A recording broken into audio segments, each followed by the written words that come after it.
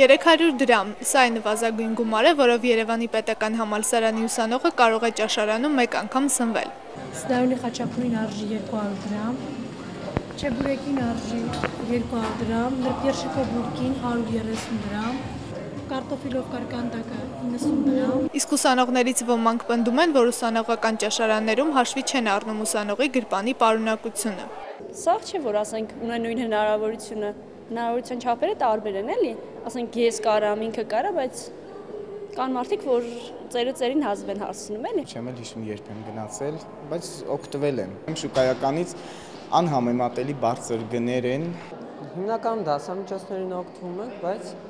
պայմանները կարելի էր ավելի լավ, էլի։ Բայց եղածից էլ դժգոհ չենք, ուսանողի համար հարմար է։ ԵՊՀ աշխատակազմի ղեկավար Ալիկ Ղարիբյանը վստահեցնում է, որ իրենք ուսանողների դժգոհությունները հաշվի առնելով որոշակի աշխատանք արդեն տարել են։ Բանակցել են բուֆետները վարձակալող ընկերության հետ սննդի գները ուսանողի գրպանին ավելի հարմար դարձնելու համար։ Մոտ մի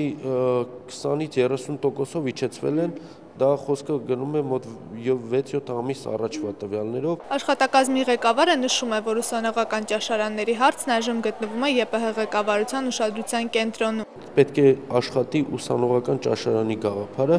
որին մենք աստիճանաբար պետք է հասնենք։ Իդեպ ազգային ժողովի բուֆետի եւ համալսարանի բուֆետի գնացուցակը գրեթե համընկնում է։ Այն դեպքում, երբ падգամավորի աշխատավարձը մոտ 250,000 դրամ է, իսկ ուսանողների թոշակը 5,000 դրամ։ Իդեպ համալսարանում ոչ բոլոր ուսանողներն են կրթաթոշակ ստանում։ Փառանձեն Վարդանյան, Կարեն Չիլինգարյան, IPFE։